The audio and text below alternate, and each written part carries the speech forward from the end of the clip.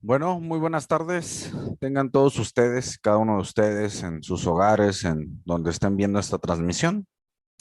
Mi nombre es Alonso David López Miles. Pueden ver mis redes sociales en la parte principal de nuestra presentación, en la parte baja, del lado izquierdo de esta presentación.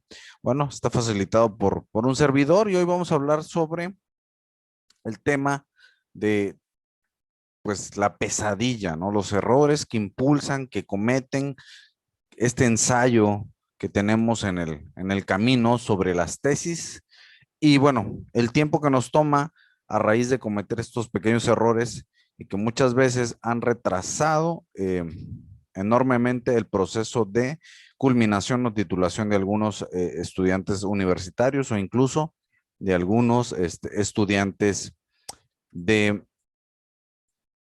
de posgrado, ¿no? Entonces, vamos a iniciar. Sean todos muy bienvenidos. Les agradezco su participación y su presencia a este webinar. Les voy a proponer los tiempos a los cuales vamos a establecer. Son 5 minutos de indicaciones previas, las cuales van a estar regidas bajo la siguiente manera. Por favor, nadie puede participar, nadie puede encender su micrófono mientras yo estoy en el transcurso de la plática, de la charla que vamos a sostener. Vamos a hablar sobre los dos errores más comunes que cometen los universitarios en estos 45 minutos de presencia entre conversación entre nosotros, de relación que tengamos en esta pequeña charla. Y bueno, al final son 5 minutos para aquellos que tengan alguna pregunta.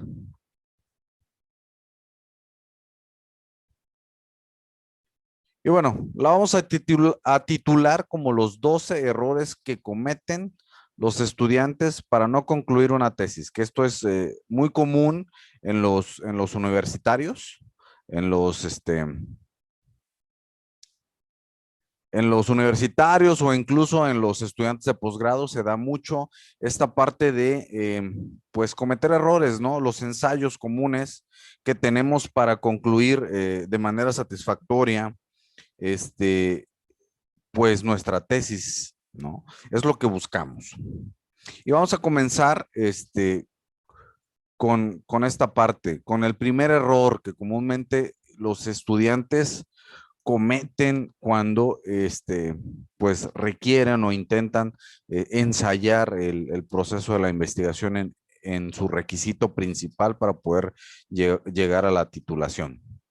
Y bueno, uno de los principales es elegir un tema complicado. ¿Y saben cuál es la justificación de elegir ese tema complicado? Bueno, muchos de ellos dicen es que se lee bonito, ¿no? O sea, o muchos de ellos piensan que al generar una investigación con un tema bastante complejo, ellos tienen la garantía de solucionar o de terminar mucho más antes que algunos otros, cuando la diferencia es que no, es que es un tema mucho más complejo, mucho más difícil de explicar, que ni siquiera ellos mismos pueden utilizar las herramientas metodológicas para demostrar lo que están plasmando como problemática inicial o incluso lo que están plasmando como una pregunta de investigación que no muchas veces está bien estructurada.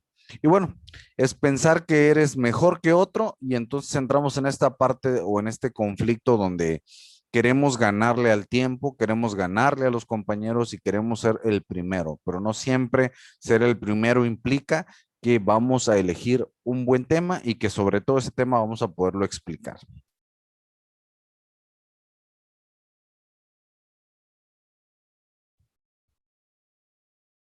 Bueno, el segundo error más común de los estudiantes, ojo, estamos hablando hoy sobre los errores más comunes que tienen los estudiantes universitarios, no nada más en el nivel licenciatura, sino también maestría o doctorado, puede suceder, ¿no? Supongo que en el doctorado pues ya estamos como más centralizados de lo que buscamos, demostramos teoría. En cambio, en la licenciatura empezamos a conocer los elementos que pueden integrar este proceso de investigación. Es un ensayo prácticamente. Y bueno, el de maestría está demostrando la capacidad de poder ejercer esas herramientas investigativas sobre un tema en específico. Pero regreso a la parte de los estudiantes de licenciatura. Proponer un tema complicado fue uno de del primer error que vimos en la lámina anterior. Y bueno, ahora el segundo error es decir, voy a tomar este tema complicado, pero lo voy a acompañar. Es decir, voy a estar acompañado de otro compañero o de algunos otros compañeros para tratar de decir dos mentes piensan mejor que una. Y ahí está uno de los graves errores. ¿Por qué? Porque si ni siquiera tú sabes cuál va a ser el camino, la dirección que le vas a dar a ese tema, pues mucho menos van a comprender tus compañeros. ¿Y sabes por qué? Porque una de los requisitos importantes de la tesis es que sea un tema que te interese, sea un tema que te guste y sobre todo sea un tema que le hayas investigado con anterioridad un poco acerca de ello, ¿no? Para que entonces tú puedas darle ese seguimiento que necesitamos, que queremos. Si un compañero que agregas de la nada para poder pues cumplir con este requisito universitario, lo metes así, pues bueno, entonces el principal problema que vas a tener es que tú vas a ser quien trabaje el doble, ¿no? Tú vas a ser quien cumpla con todos esos requisitos que el asesor o el director de tesis, también en el webinar anterior hablamos sobre la diferencia entre un asesor de tesis y un director de tesis y hoy estamos hablando del asesor de tesis. Entonces vas a tener un grave problema sobre ese camino si tú decides agregar gente que no tiene el mismo interés que tú, que no tiene el mismo, la misma orientación.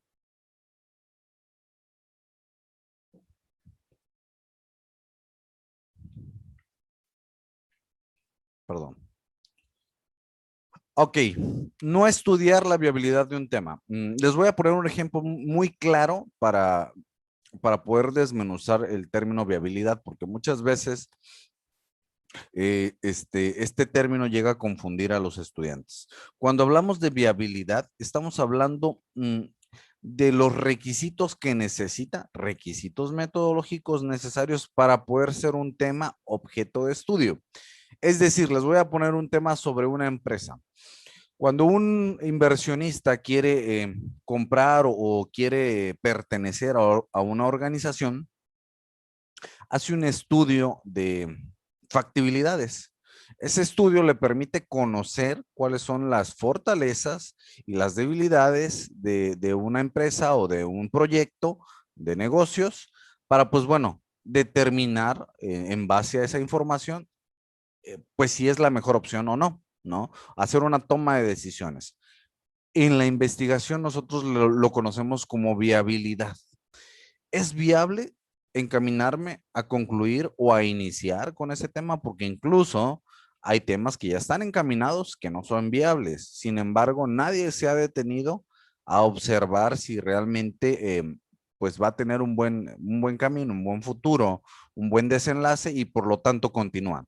Ya cuando están en la parte metodológica donde empiezan a enlazarse pues esa esencia de lo que venimos arrastrando hacia atrás, tenemos un fuerte golpe y un fuerte golpe de cabeza como estudiante. ¿Por qué? Porque entonces hay que revalorizar todo lo que yo ya hice, todo lo que yo ya plasmé y entonces, wow, hay que reiniciar incluso a veces nuestro proceso de investigación. Y ese es un golpe súper duro para muchos de los estudiantes que a lo mejor pensaban concluir de mejor manera, ¿no?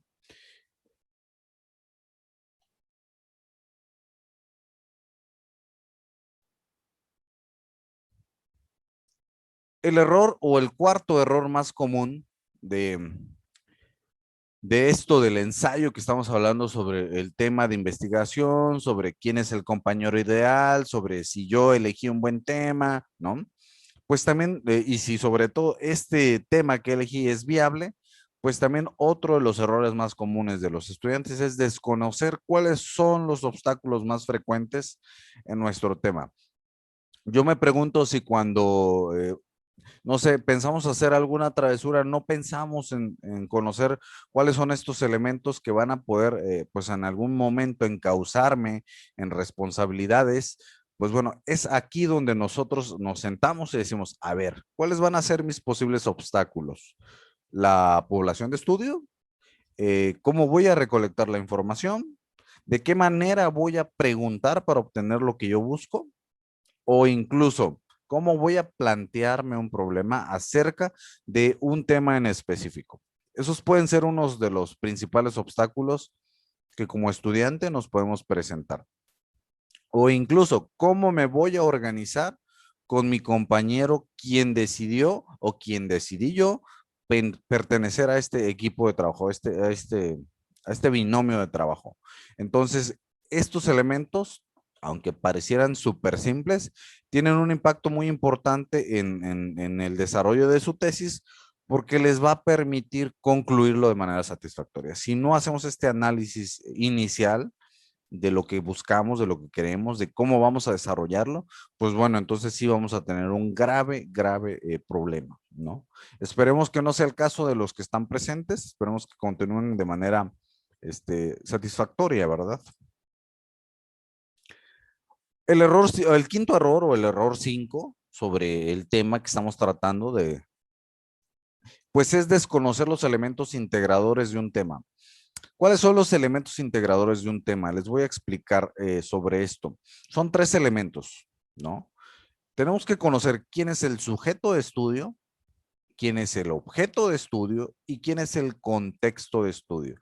Esos tres elementos me van a poder permitir saber si el tema que estoy abordando en ese momento o que pretendo abordar es el adecuado, porque estoy concluyendo de manera pautada o de manera pausada cada uno de esos elementos de manera objetiva. Si yo no puedo revisar o detenerme a revisar o principalmente conocer quién es el sujeto, quién es el objeto y quién es el contexto, pues bueno, entonces estoy en un grave error hasta el inicio de mi investigación, porque entonces no tiene caso que continúen con algo que desconocen. Lo ideal es documentarse. Existe mucha literatura acerca de cuándo vamos a relacionar el sujeto, el objeto y el contexto. Entonces, les voy a todos aquellos que requieran alguna literatura en específica para conocer estos elementos, por favor les voy a pedir que me agreguen en Instagram y ahí voy a estar pues pasándoles vía correo electrónico algún dato sobre eso. El sexto error, ¿no? Ay, me pasé. Perdón. El sexto error es no respetar su cronograma de actividades.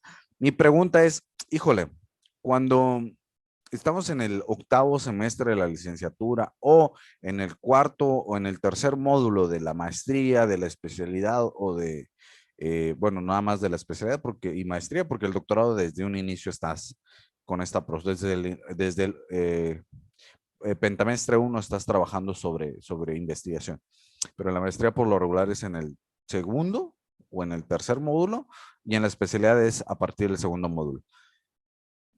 Y les pidan una carta de primera intención o les pidan un protocolo de investigación, ¿no? O un anteproyecto de investigación.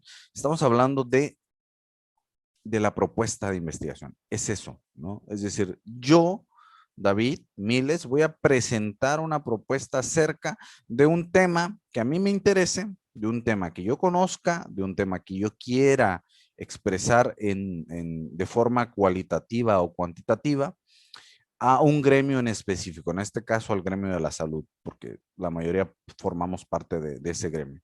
Entonces, hacia esa dirección voy a empezar. Ahora, ¿cuáles van a ser los elementos? También lo expliqué en la charla que tuvimos la semana pasada. ¿Cuáles eran los elementos que integran una propuesta de investigación o un protocolo o una carta de primera intención o un anteproyecto de investigación? Ya les desmenucé un poquito en unas láminas. ¿Cuáles son los elementos que van dentro de? Y uno de ellos es el cronograma de actividades. ¿Cuál es el error más grande de un estudiante? Es que hacen un cronograma súper sencillo, un cronograma que no les va a servir, que solamente para ellos es el relleno. Y entonces cuando están en el desarrollo de la tesis 2, híjole, están sufriendo. ¿Por qué? Porque no están llevando a cabo lo que plasmaron como actividad en tiempo, en función y obviamente en la actividad, ¿no? Que para eso sirve un cronograma. No está ahí de relleno, no está ahí nada más porque querramos tenerlo ahí. Tiene una función específica el cronograma de actividades.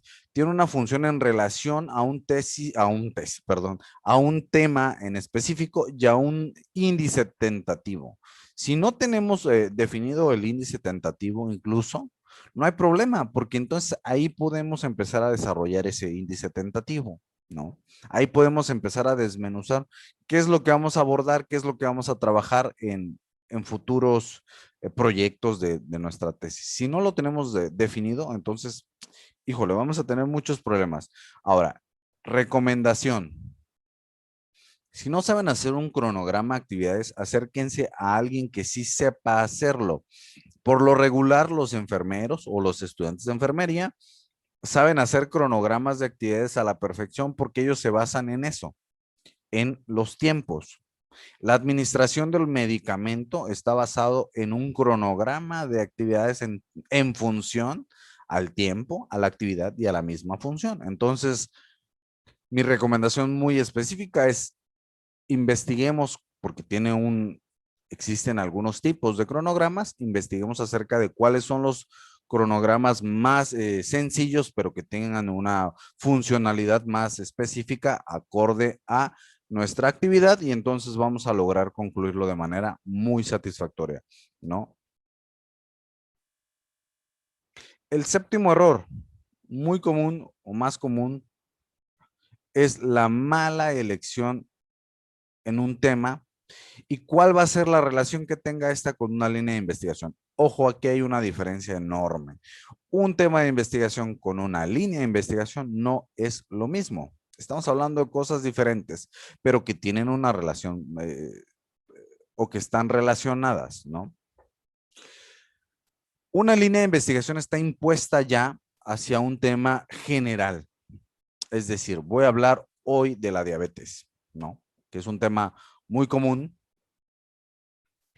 o de conocimiento muy general de todos aquellos que estudiaron en áreas de la salud, pero no te estoy dando un tema. ¿Sí me explico? Tú puedes abordarlo desde el punto de vista odontológico, desde el punto de vista proceso de atención de enfermería, desde el punto de vista diagnóstico y prevención y tratamiento de enfermedades crónicas para la área médica. Y bueno, los psicólogos desde el punto de vista emocional y los químicos desde el punto de vista eh, bueno, de algún elemento del análisis clínico, ¿no? Desde esta parte de los estudios laboratoriales, o no sé, ¿no? Viceversa. Pero el punto es, allí está, esa es la línea de investigación a la que yo voy a abordar, la diabetes, ¿no? Ahora, ¿cuál va a ser el tema de investigación? Bueno, ahí sí, ya entra tu apreciación, ya entra tu conocimiento, ya entra tus gustos, tus habilidades y todo lo que tú quieras. Pero la línea está impuesta, ¿no? La calidad en la atención médica es una línea de investigación ya puesta por por algunas organizaciones como el Instituto de Salud, que ya son normativas, ya no las puedo cambiar, ya está la línea de investigación. Lo único que voy a hacer es ir a analizar indicadores, a revisar que ese proceso de la calidad se esté llevando de manera efectiva y entonces, pues entonces sí ya puedo evaluar cierto indicador y puedo tomar ese indicador para objeto de tema de investigación. ¿Sale?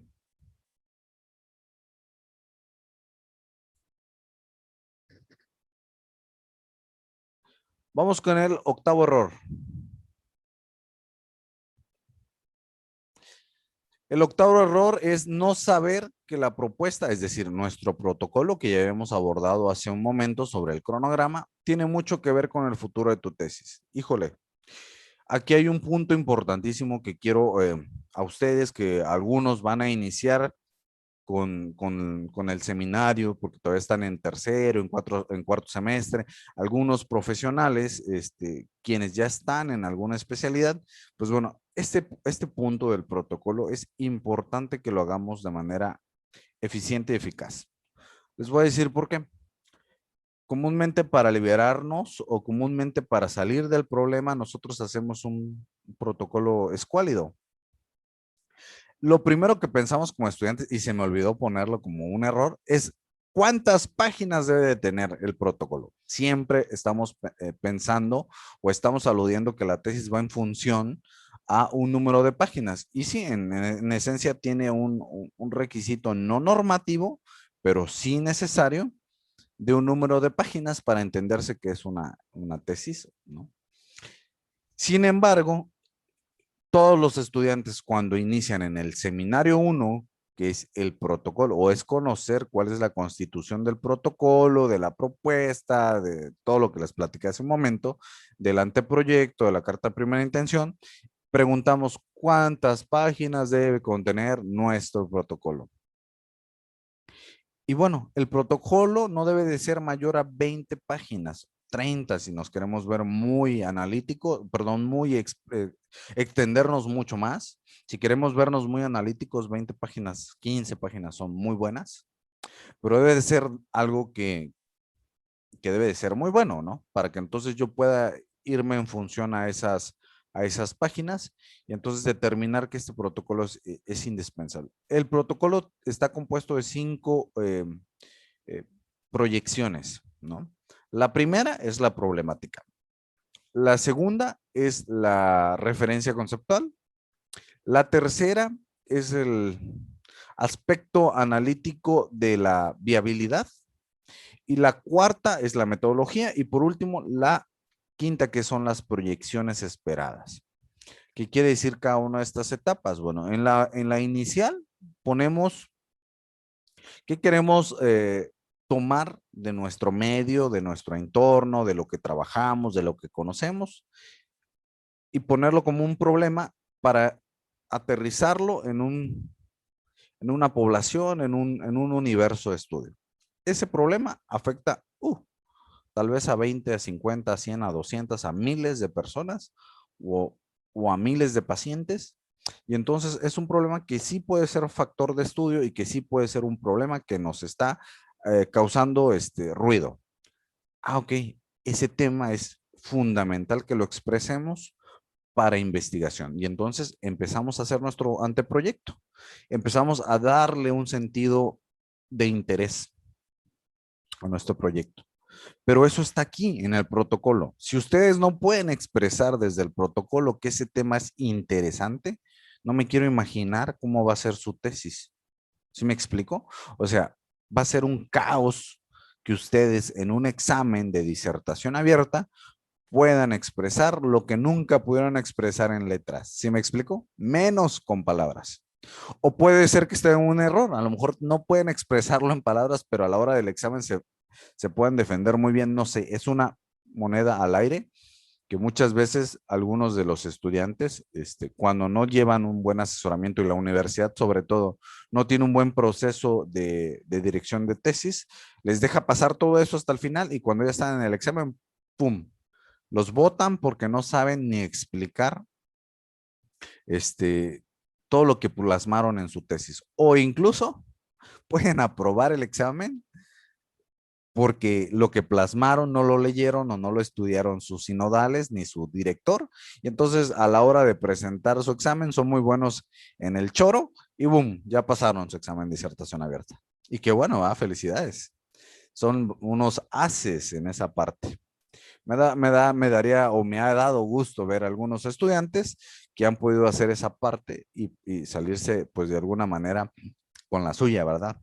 Algunos otros no. Algunos otros nos ha tocado la tristeza o la pena de tener que dejarlos en el camino y no porque la universidad no haya podido establecer un buen proceso, sino porque el estudiante realmente no se tomó el tiempo de estudiar, de leer, de imaginarse las posibles preguntas que un sinodal o que un director o que una mesa evaluadora pudiera cuestionarlos, ¿no? Ahora, es importante que si no conocen acerca de cuáles son los elementos que integran un protocolo, pues bueno, se acerquen a mi correo electrónico, se acerquen a mi Instagram, a mis redes sociales y yo les puedo pasar información valiosísima para poder hacer un buen protocolo de investigación, porque esa es la parte inicial de un buen futuro, de una buena tesis, de una buena explicación en su examen y si no la tenemos pues bueno, cubierta, ahí vamos a tener un problema enorme. Y vamos a continuar porque ya me estoy extendiendo y todavía nos faltan algunos. Pensar que todo puede ser un universo de estudio. Esto sí a veces me ha causado mucho dolor de cabeza con algunos estudiantes porque no logran entender cuándo hablamos de un universo de estudio y cuándo hablamos de una muestra. Espero que ustedes, ahorita que están en este proceso de formación o incluso están en espera de iniciar con la tesis para algunos chicos y para los que ya están, sepan diferenciar cuando hablamos de un universo o de una población de estudio versus una muestra. No es lo mismo, ¿sale? Un universo de estudio está compuesto de personas, animales, cosas, todo lo que quieran, ¿no?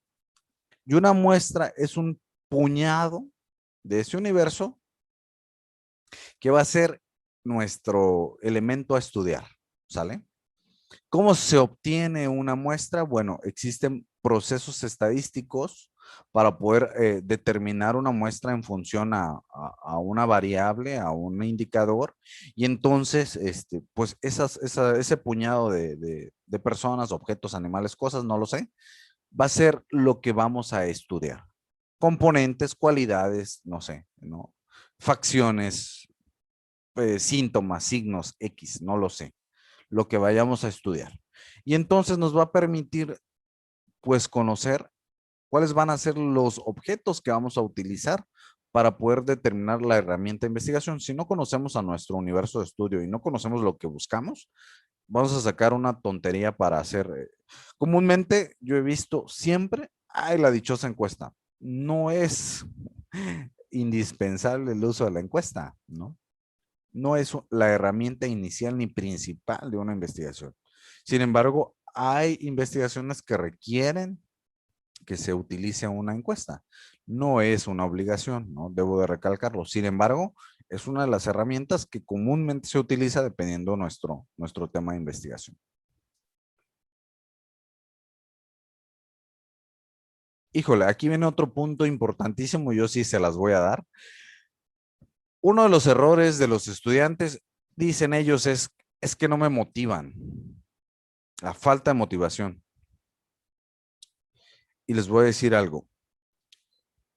Este punto de la falta de motivación, yo comúnmente con todos mis estudiantes, yo sí lo llevo. Es de elección del asesor, ¿eh? Es elección de ellos decirles, hoy me voy a sentar con ustedes bueno, yo lo que hago como docente es hacer grupitos. No quiere decir que por hacer grupitos, cada uno de ellos está trabajando en un mismo tema, ¿no? En un grupo siento a 2 personas o a 3 personas con diferentes temas y entonces me llego a acercar a ellos y tomamos un momento para hacer un análisis de hasta dónde vamos y hasta dónde tenemos problemas, ¿no? Una de las causalidades principales es el marco teórico. Siempre les causa dolor de cabeza el marco teórico. Y es donde dicen, ya no lo quiero hacer, lo voy a dejar por la paz, mejor voy a pagarle a alguien, mejor, no sé. Voy a copiar y pegar y voy a plagiar, ¿no? Y entonces es aquí donde entra la función del asesor. Sentarse y decirle, a ver, ¿cuál es el principal problema que te está imposibilitando terminarla? Porque no es el marco teórico, no es lo que estás buscando. Es el tiempo, es la presión de que ves que tus otros compañeros avanzan y tú no, es la flojera. ¿Qué es? Porque no necesariamente tiene que ser. ¿Y saben por qué no necesariamente tiene que ser el marco teórico? Porque para eso existe la viabilidad de la investigación. Muchos dicen, es que no encuentro bibliografía. Es inviable tu investigación. ¿Qué haces avanzando con ella? ¿No? La viabilidad tiene esa función. Si no tenemos fuente de información, no tiene caso que continuemos ahí, ¿no? No tiene caso porque no se va a aprobar. Entonces, no sería tonto que un estudiante me dijera, es que no culmino mi marco teórico porque no tengo información. ¡Pum! Le corto la cabeza, ¿no? No tiene caso entonces que continúes y vuelve a empezar. Haz otro tema diferente. Dale otro sentido a esa investigación, ¿no? pero la motivación tiene que ver mucho, es decir, sentarse y escucharlo. Tampoco es llegar y decirle, ay, papito, vas a terminar. No, tampoco, no es eso, ¿no? La motivación es darle los puntos objetivos de hasta dónde está, hasta dónde ha culminado, hasta dónde ha avanzado y decirle, tú puedes, ya vas a mitad, ya vas en un cuarto de tu investigación, ¿qué es lo que te falta? ¿Qué es lo que necesitas para poder terminar? Porque no es fuente bibliográfica, porque si fuese ese error o ese punto el que te está deteniendo, entonces estás mal y estoy mal yo como asesor, ¿no? Porque te permití avanzar en algo que no tiene pies ni cabeza. Por lo menos en las pautas donde yo he asesorado, me fijo mucho en esa parte, en esa estructura de que no van a avanzar en algo que no tiene futuro, ¿no? Pero bueno, este punto es la motivación. Hasta este momento, quiero pensar que todos ustedes están motivados, todos los que están conmigo esta tarde, escuchándome un poco o charlando conmigo. Ya vamos a llegar en el momento en el que me van a cuestionar sus dudas. Sin embargo, si están en este punto y han dicho, basta, ya no quiero más porque X motivo, ahí va mi motivación muy personal. Para cumplir cualquier requisito, no nada más el universitario, el laboral, incluso es más complejo, híjole, debemos de tener la mente fría y los objetivos muy puestos en lo que queremos. Todo a partir después de la universidad, compañeros, amigos, es un reto. No es lo mismo. De estudiantes nos podemos dar el lujo de no ir a la escuela si quiero y no va a tener una repercusión, pero en el medio laboral o en el medio real ya cuesta mucho, ¿no? Ya cuestan muchas cosas, ya cuesta estar tiempo soportando, ¿no? Algunos soportamos algo, ¿no?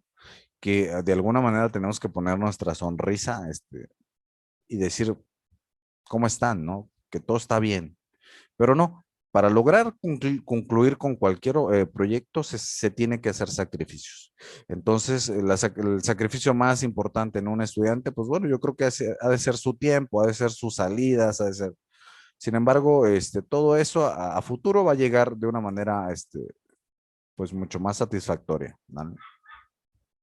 Espero que haya podido motivarlo. Si no, pues acérquense a su asesor. Él tiene que tener esa parte, esa intuición de conocer en qué están detenidos o hasta dónde pueden mejorar donde están detenidos, ¿sale? El error 10 o el 10º error. Híjole, el mal uso de su tiempo. Uno de los principales problemas que tiene un estudiante de investigación o de licenciatura que va a culminar su tesis es que no sabe medir su tiempo. ¿Y qué creen? Eso ya lo habían puesto en el cronograma de actividades. ¿Recuerdan que les dije que el cronograma maneja tiempos, actividades y funciones? Pues bueno, si ustedes no están respetando ese cronograma, pues lógicamente que uno de sus principales errores o dolores de cabeza va a ser el tiempo, ¿sale? Van a decir, voy a llegar a las 10 de la noche a trabajar sobre mi tesis y probablemente van a poder hacerlo cuando estén trabajando en el marco conceptual, pero cuando ya estén trabajando en la metodología, no van a poder, ¿no? Eso es un error enorme el pensar que van a poder hacer eso. No se puede. ¿Por qué? Porque en la parte de la metodología ya echamos a andar una herramienta, ya tenemos que acercarnos hacia nuestro universo, elegir cuántas personas van a formar, bueno, personas, objetos o cosas van a formar parte de mi investigación y qué voy a hacer para estudiar a esa muestra. Entonces, ya no creo que en la noche sea posible hacerlo. Entonces, ojo con el uso del cronograma, porque entonces van a poder dosificar su tiempo y va a ser mucho más provechoso el tiempo que ustedes van a ir plasmándole a ese proyecto de investigación. Mi recomendación muy especial es esa.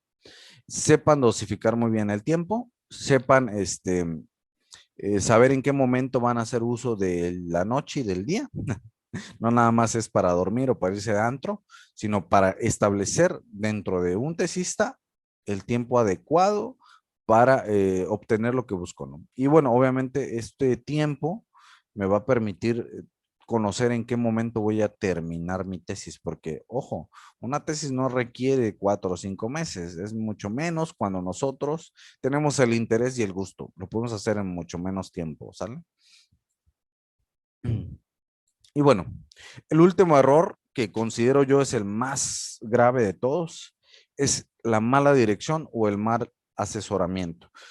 Si bien platicábamos en la presentación anterior que tuvimos la semana pasada, entre la diferencia de un asesor y un director de tesis, pues sí, había una confusión entre, no de ustedes, por supuesto, de todos mis estudiantes o incluso de todos los que he dirigido en tesis, de cuál era la función del director y del asesor, ¿no?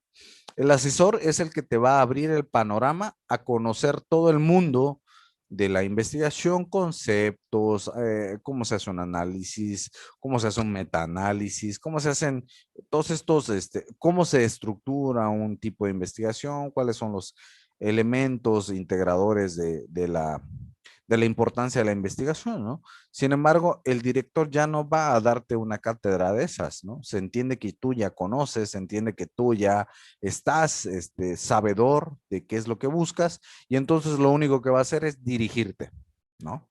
De lo que tú ya conoces y de lo que tú quieres plasmar, él solamente te va a encaminar a cumplir pues satisfactoriamente eso que quieres demostrar, porque ojo, la investigación es para conocer algo que yo desconozco, también lo platicábamos en el tema anterior, o demostrar algo que no conozco, ¿sale? Entonces, esa es la premisa de la investigación. Y bueno, esto del director y del asesor es importante que sepamos distinguirlo. Si llegan a la fase donde tienen el director y dicen, es que no me presta atención, ojo, el director no está para darte una clase, está para dirigirte. Por lo tanto, cuando tú le muestres información, el director de tesis lo único que va a hacer es señalar. Esto no me convence, esto hay que cambiarlo, pero no te va a decir qué vas a cambiar. ¿Sí me explico? Te va a decir, cámbialo, pero no te va a decir cómo lo vas a cambiar, porque se entiende nuevamente que tú ya conoces todos esos elementos. El director no se va a tomar ese tiempo de explicártelo, sin embargo, sí te va a decir, esto está mal, esto hay que cambiarlo, esto no se entiende, esta literatura está mal citada, ¿no? Esta herramienta de investigación que tú quieres llevar a la práctica está mal estructurada, bye, no va, no está, ¿no? Y entonces ahí entramos en un conflicto porque muchas veces cuando no tenemos un buen asesor, nos llegamos a dar topes de cabeza cuando el director nos pone este tipo de problemas, este tipo de obstáculos. Entonces, uno de los principales problemas ha sido la mala dirección de un asesor o incluso la mala dirección de un director de tesis. Y bueno, vamos a entrar a la sesión de preguntas y entonces ahora sí les pido que puedan habilitar cada uno de ustedes su micrófono y darme sus puntos de vista. No necesariamente puede ser una pregunta, puede ser un consejo, puede ser una aportación, ¿no? Estaré eternamente agradecidos con cada uno de ustedes. No sé quién guste o quiera participar.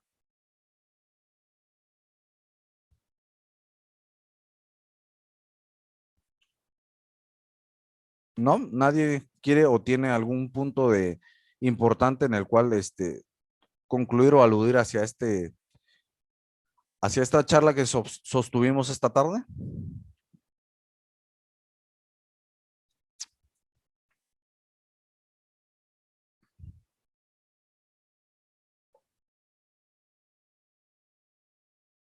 Ok, tengo un chat por acá.